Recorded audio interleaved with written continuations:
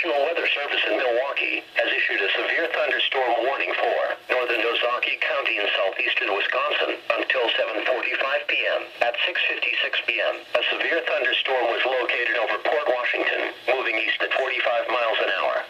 Hazard, golf ball size hail and 60 miles an hour wind gusts. Source, radar indicated. Impact, people and animals outdoors will be injured. Expect hail damage to roofs, siding, windows and vehicles. Expect wind damage to roofs, siding and trees. Locations impacted include Port Washington, Saukville, Fredonia and Waukee. For your protection, move to an interior room on the lowest floor of